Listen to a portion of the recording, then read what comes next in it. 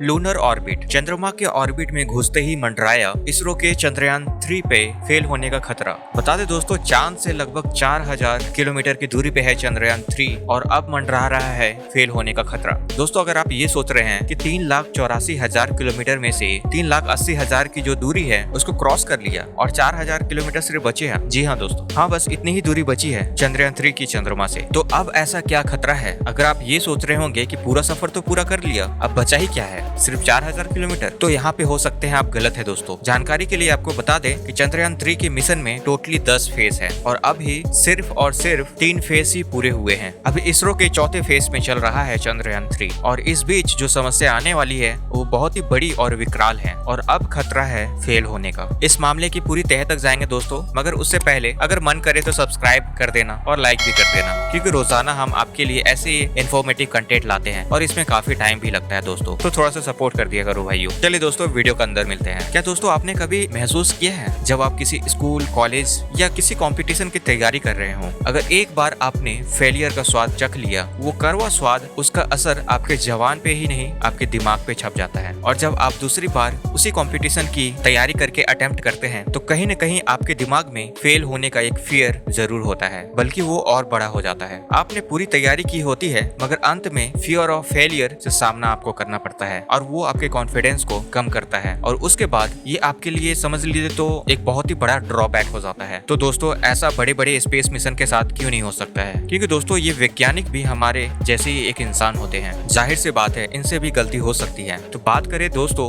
Phases की, तो अभी 3 ही फेज कंप्लीट हुए हैं, बाकी के 7 फेज बचे हुए हैं जो कि बहुत ही क्रिटिकल फेजेस हैं। जानकारी के लिए बता दे दोस्तों, अभी चल रहा है मून बाउंड मनोवर फेज 4 का नाम दिया गया है इसरो के द्वारा। यानी कि जिस प्रकार से अर्थ बाउंड मनोवर हुए थे, एक ऑर्बिट से दूसरे ऑर्बिट तक जाना था चंद्रयान 3 को, दूसरे ऑर्बिट में जंप कराना होता था, जो कि होता था इसरो के स्टेशन से बूस्टर्स को ऑन कर करके। ठीक उसी तरीके से दोस्तों मून बाउंड फेज चल रहा है, जिसमें एक ऑर्बिट से दूसरे ऑर्बिट पे जंप कराया जा रहा है। अभी अगर हाल की बात करें तो चंद्रयान 3 अपने सेकंड ऑर्बिट में पहुंच चुका है, अपने सेकंड लूनर ऑर्बिट में पहुंच चुका है। यानी कि लूनर ग्रेविटी के कैप्चर होने के बाद पहले ऑर्बिट से सेकंड ऑर्बिट में एंटर कर चुका है। अभी जो उसका पेरिलियन है वो 170 किलोमीटर है और अपोलियन जो है वो 4313 किलोमीटर, 4313 किलोमीटर है। अपोलियन मतलब दूरेस्ट पॉइंट, फारेस्ट पॉइंट इस परिधि का चंद्रमा की सरफेस से, और पेरिलियन यानी कि समीपस्थ पॉइंट, सबसे नजदीकी पार्ट ऑर्बिट का चंद्रमा की सरफेस से। तो मैंने आपको बता दिया कि अभी चंद्रयान 3 सेकंड ऑर्बिट में है और अभी मून बाउंड मनोवर्स 2 होने बाकी हैं, जो कि 17 अगस्त तक होंगे। उसके बाद सेपरेशन शुरू होगा और उसके बाद ही सबसे डिफिकल्ट फेज 5 स्टार्ट होगा। और ये अहम इसलिए है कि मान लीजिए आप कोई भी चीज अंतरिक्ष में भेज रहे हैं, वो एक दूसरे से जब उसको अलग करना है, उस फेज में क्या है, उसे रास्ते में भी अपने आप को मेंटेन करके चलना है, एक पार्टिकुलर राह में भी चलना है, एक पार्टिकुलर पाथ को भी फॉलो करना है, जो कि बहुत ही मुश्किल काम होता है स्पेसक्राफ्ट के लिए। और वो फेज 5 वही है, वही एक बहुत ही बड़ा खतरा है, जिसमें प्रोपल्सन मॉड्यूल और लैंडर मॉड्यूल का सेपरेशन होता है, यानी कि अलगाव होना है। बहुत ही एक क्रिटिकल फेज होता है दोस्तों ये। उसके बाद फेज 6 आएगा,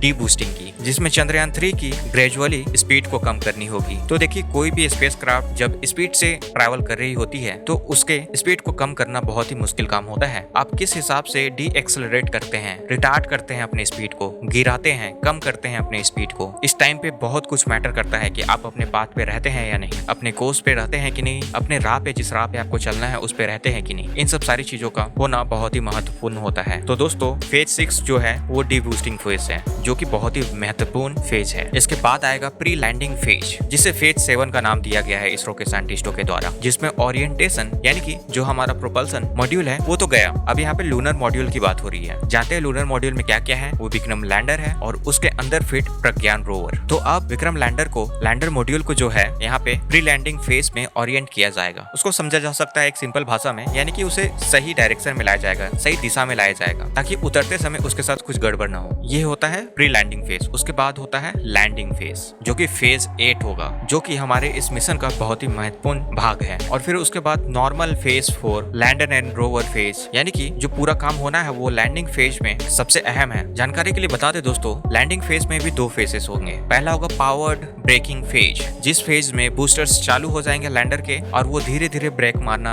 शुरू करेगा। जो वो गिर रहा है नीचे, गिर ही रहा है मतलब कि डी ऑर्बिट हो रहा है, उसको डी बूस्ट करेंगे, उसकी स्पीड को कम करेंगे, उसके ऑर्बिट को छोटा करेंगे, तो इवेंचुअली उसको तो चंद्रमा के सतह पे गिरना ही है। तो उसके गिरने की स्पीड को कम करने के लिए पावर्ड ब्रेकिंग फेज चलेगा। दोस्तों आपको याद दिला दे, हम लैंडिंग फेज की बात कर रहे हैं। फेज 8 पावर्ड ब्रेकिंग फेज पहला फेज होगा और दूसरा जो फेज होगा वो है फाइन ब्रेकिंग फेज, यानी कि चंद्रमा की सतह से 5 किलोमीटर से शून्य, और इसी बीच चलेगा फाइन ब्रेकिंग फेज। और इसी फेज में गड़बड़ हुई थी चंद्रयान 2 के साथ, जो कि हम कतई नहीं भूल सकते। और इसी फेज के दौरान जो इसरो के वैज्ञानिक हैं अपने ग्राउंड स्टेशन पे, उनके भी धड़कन काफी ऊपर नीचे होते रहेंगे उस फेज में। उन्हें वो डर रहेगा कि जो पिछली बार हुआ था वो इस बार भी ना हो जाए। उन्हें वो 15 मिनट्स का टेरर फिर से महसूस होगा। और जैसा कि आपको पता है दोस्तों, जब डर लगता है तो गलती भी हो सकती है, उस वक्त पे कॉन्फिडेंस भी काफी कम हो जाता है। तो लैंडिंग फेज अभी बहुत ही महत्वपूर्ण है, जो कि फेज 8 है वो, और ये हो जाने के बाद भी अभी काम पूरा नहीं हुआ। अब देखिए दोस्तों, खुलना भी चाहिए लैंडर और उसके अंदर से प्रज्ञान रोवर भी निकलना चाहिए, और दोस्तों वो रोवर भी एकदम सटीक जगह उतरना चाहिए। अगर कोई उबड़ खाबड़ हुआ या फिर सामने कुछ बोल्डर हुआ, गड्ढा हुआ बड़ा सा, तो उस केस में प्रज्ञान रोवर जो है वो पलट सकता है। और इस फेज को फेज 9 कहा गया है इसरो की तरफ से, normal phase for lander and rover. और दोस्तों यहाँ पे भी कोई मिस्टेक हो सकता है। लैंडर जब सीधा सीधा उतरा, मगर उसके उतरने के बाद भी अगर सामने कोई बोल्डर वोल्डर रहा, तो जब उसमें से स्लाइड निकली लैंडर से, तो जब प्रज्ञान रोवर निकला आगे बढ़ते हुए, तो इस केस में अगर किसी बोल्डर से टकरा जाए तो डैमेज हो सकता है। और अगर टकरा नहीं भी रहा है तो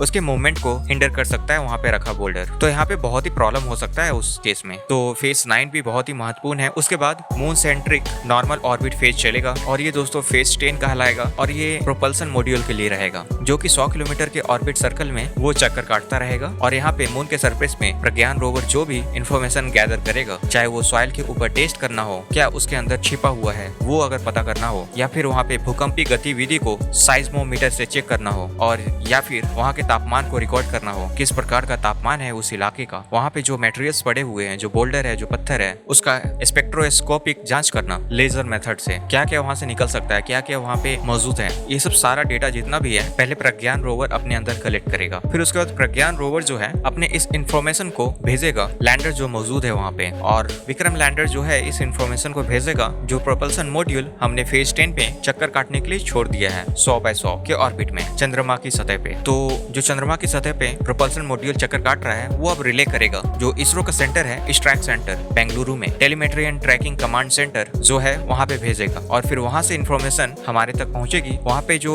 वीडियो या फुटेजेस खींची जाएंगी रोवर द्वारा, जो भी फोटोग्राफ्स खींचे जाएंगे वो सारा वो वहीं से पहुंचेगा। अगर प्रोपल्सन मॉड्यूल में अगर कुछ गड़बड़ी आती है तो यहाँ पे हेल्प ली जाएगी चंद्रयान 2 की, वही चंद्रयान 2 जो सॉफ्ट लैंडिंग में फेल हो गया था। बट आपको पता है जैसा कि चंद्रयान 2 का ऑर्बिटर अभी भी काम कर रहा है, अगर विक्रम लैंडर प्रोपल्सन मॉड्यूल से संपर्क कर नहीं पा रहा है तो इस केस में चंद्रयान 2 की ऑर्बिटर की हेल्प ली जाएगी, और उसकी मदद से जो प्रज्ञान का डेटा है विक्रम लैंडर में डाला जाएगा, और उसके बाद विक्रम लैंडर जो है वो ऑर्बिटर को भेजेगा, चंद्रयान 2 का जो ऑर्बिटर है उसको भेजेगा, और जो ऑर्बिटर है वो डायरेक्ट कनेक्शन में बना हुआ है इसरो के ग्राउंड बेस्ड स्ट्रैक सेंटर के साथ। तो कुल मिलाकर के इस बार फुल प्रूफ प्लान है, बस चंद्रयान 3 उतर जाना चाहिए सही से। अगर उतरा नहीं विक्रम लैंडर तो हो सकती है प्रॉब्लम। बता दें दोस्तों, खतरे तो बहुत सारे हैं, बहुत सारे फेजेस को क्लियर करना है, फियर ऑफ फेलियर तो रहता ही रहता है, चाहे कोई भी मिशन हो फियर ऑफ फेलियर तो होता ही है। वैसे आपसे कुछ सवाल करे दोस्तों, ये तो खैर वैज्ञानिक है, ये तो फेल कर करके नामुमकिन को मुमकिन बनाते हैं, ये तो इनका रोज का काम है। ये तो अभी चांद तक पहुंच चुके हैं, भारत के इंडिजिनस टेक्नोलॉजी को चांद तक पहुंचा चुके हैं, और ये इतना एडवांस कर चुके हैं कि अब भारत की पहुंच मंगल तक हो चुकी है। तो दोस्तों इनकी बात तो अलग है। अगर बात आपकी करें, क्या अपने लाइफ में कभी भी फियर ऑफ फेलियर को महसूस किया है? बता दे दोस्तों, ये फियर ऑफ फेलियर से बढ़ के होता है। फेल तो आदमी एक बार हो जाता है, अब जैसा भी है हो गया सो हो गया, उसे कुछ नहीं कर सकते हैं। लेकिन नेक्स्ट टाइम जब वो